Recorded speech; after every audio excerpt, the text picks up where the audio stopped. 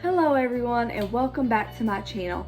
Today I'm just going to do a little bit of explaining of what is going on with my son, because I know Tuesday you all did a therapy run with me, so I'm just going to let you all in of what's going on, and if y'all have any tips or suggestions, just drop them down below.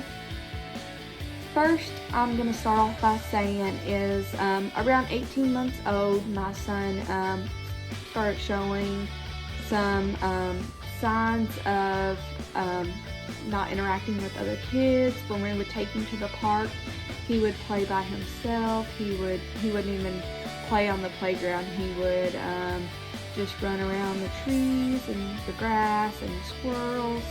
And he also had a regression in his speech. He was saying mama, ball, dada, sky, bird, and he just quit saying that for the longest time. And we brought it to our pediatrician's concern, and she put a referral in for him to see a speech therapist, and he's been seeing a speech therapist ever since. And now he has a vocab of about 20 to 30 words. It can be hard to understand him at times, but I can understand most things of what he says.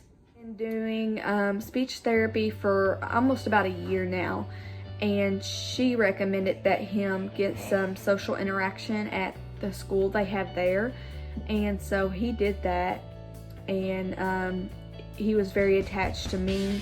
He cried every day. I would drop him off, but I knew deep down this is good for him. Like, he needs this, and I wasn't gonna back down, and it was hard for me. I left crying because he was upset, and it was hard, but I knew in his speech, and lady told me he needs this, and he did, and he enjoyed it. He got used to it. He loved it. They would send me pictures and videos. He got to do activities, and he just enjoyed it. He got to do his speech while he was there. And so they came to me with the concern of, does Henry have a hard time hearing? And I said, sometimes, like, I haven't really noticed, but yeah, sometimes he'll act like he hears us and then other times no. So we went through the whole process of him going to see an ENT. So they did tubes, and they did an ABR, an auditory brain response. Everything was normal from that. And they said they were going to start doing some behavioral hearing test. I don't know what that consists of, but after the ENT visit, his ABR and his tubes, his pediatrician referred us for him to be tested for the autism spectrum. So we did that. We're just waiting for results, and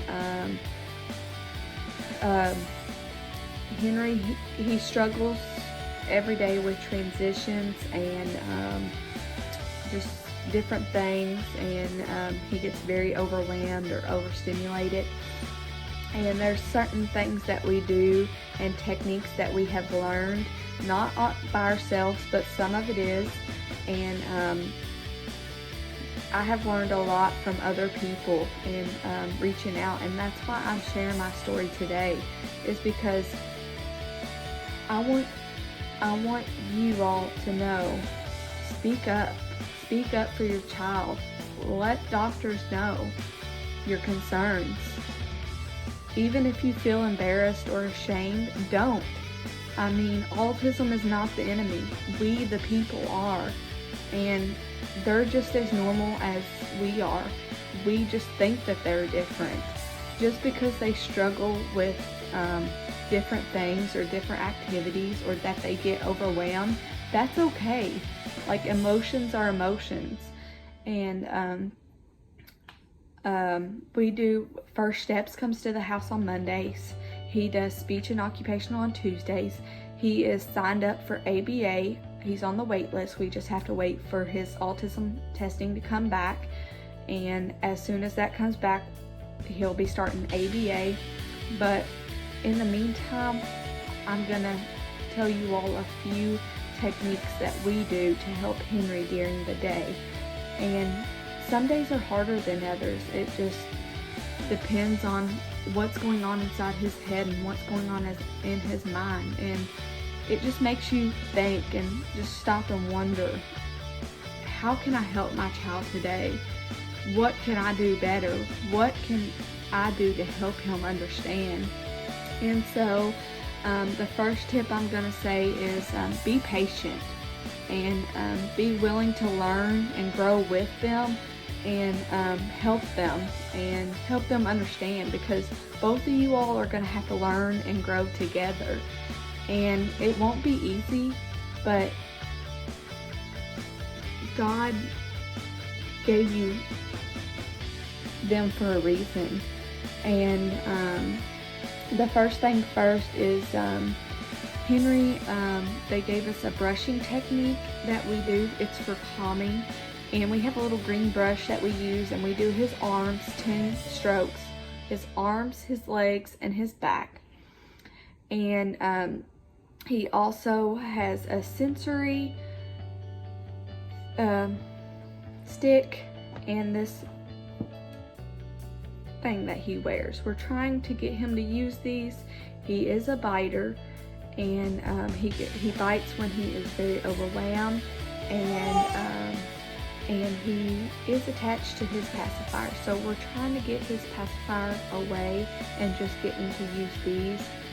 And another thing that helps him is these pictures, visual, seeing what he wants. And when he sees, he can point to it.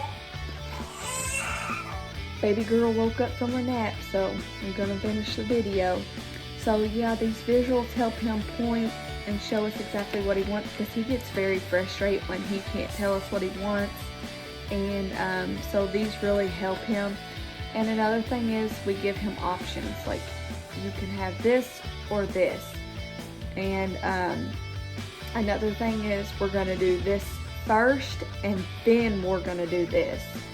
And sometimes we also have to set a timer to help him transition from coming inside to outside to bath time. But another thing is he's obsessed with his dinosaurs, and he loves cars. But we got some positive reinforcement books. We ordered these off Amazon, and we read them to him 2 or 3 times a day. He loves them. And they're don't push, don't hit, don't bite. Dinosaurs don't hit, dinosaurs don't bite. So we're trying to positive reinforce him, and so we're just learning and growing and doing everything we can to help him. And it's been tough. Everyone, meet my son Henry. Can you say hi? Okay, so if y'all have any questions or suggestions, just drop them down below. Say bye-bye.